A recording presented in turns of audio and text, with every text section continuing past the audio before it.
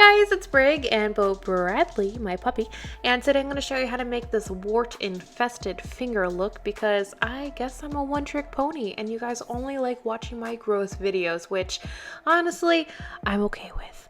So to start with, I'm just putting some, this is nail glue. This is the glue that they use whenever you get like tips put on your nails. You could probably just use super glue if you don't have this, but if you want this, buy it on Amazon or at your local beauty store. And then I just took some toilet tissue. I did about 3 layers, the glue, tissue, glue, tissue, glue, tissue. And I did this because I wanted my nails to have this brittle, dry, almost like they have their own fungal infection type of look going on. Once the glue dries, you can just pull away that excess tissue. And there we go. The final look, I did take it off the middle finger, so just ignore that middle finger, just because it was just too much. And now I'm taking some spirit gum as an adhesive for my scar wax and putting that around the cuticle. And then for the scar wax, so when you're buying scar wax, obviously you're going to want to try and buy the color that's closest to your skin tone. Now for mine, I bought the closest this is Mayron. I don't know. It's just called scar wax, I'm pretty sure, from Mayron. And I add a little bit of red face paint pigment whenever I'm working with it so that it matches my skin tone better. And that's going to help keep it from having that line of demarcation whenever you're blending out, so it does look like it is actually part of your skin. So that's something that you can always do. Add pigment to scar wax, and then it makes everything 1,000 times easier to blend. And as you can see, I'm just using my nail and my finger. On my finger, I am using a little bit of lotion that keeps it from sticking to the finger that you're trying to blend with and gives it this really nice smooth look in the end, like that. And now I'm doing the same thing to my ring finger. And for this one, listen, watch wart removal videos on YouTube because you will not be disappointed. There are so many different types of warts and just the removal process is fascinating. But for my ring finger, a lot of the warts that are around nails, they start to kind of grow over the nail and overtake it.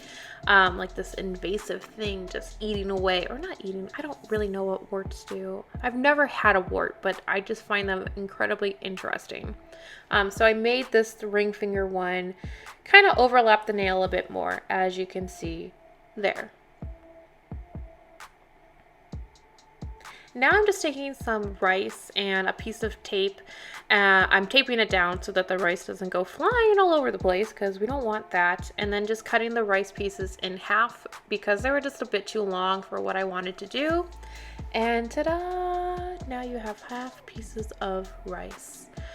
This, unfortunately, I did this off camera, but I just took a ball of scar wax, blended it into my finger, took a clean Q-tip and made a little divot. Now I'm taking Prozade. I feel like I'm saying that wrong, but it's an adhesive. Putting that inside of the divot, putting the rice inside of the divot with the Prozade and kind of pressing it down because not only is the Prozade going to hold it in place, but if you press it into the wax, you have a really secure base for the pieces of wax, and also it helps make it look more cohesive and like those pieces of wax pieces of rice are actually part of your wart. Just like that. Now, okay, I'm quite proud of myself. So I wanted little pieces of something, but didn't quite know what.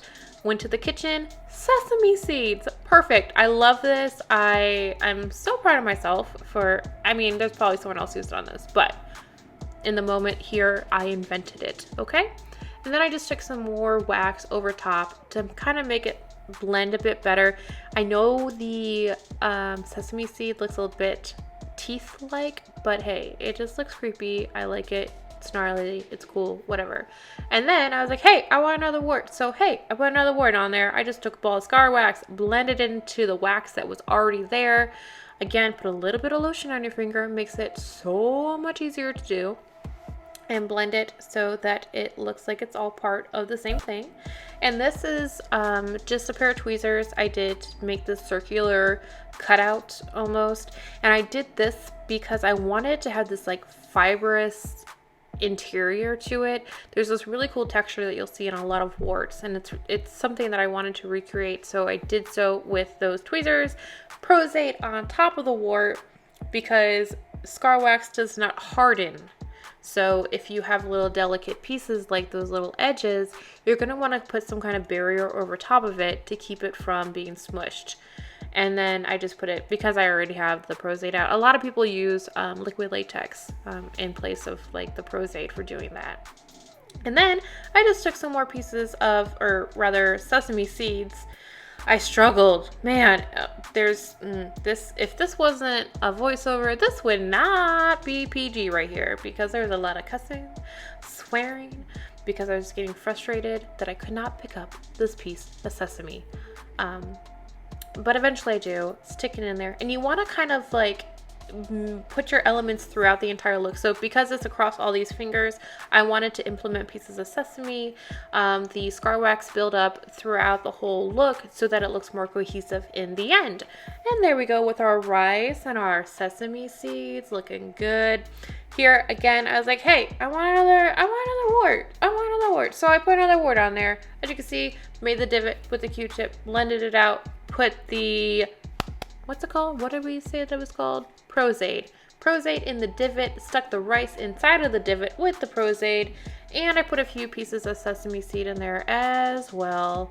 And a lot of time warts do grow in couples, so that's realistic.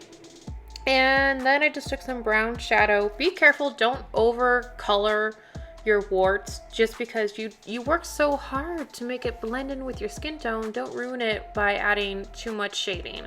So I just took a bit of shading on top of the warts, add a little detail, add a little definition around the cuticle area, like so. And then on top of the pieces of rice also, to add some more color variation and also kind of define each piece of rice because they kind of just blended into each other.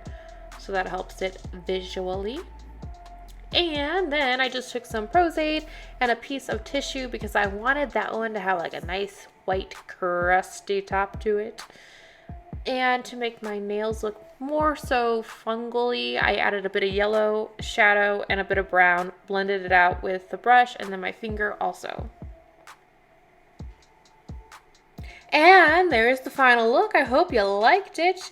Comment, rate, subscribe. You know the deal. Thank you for watching. Bye.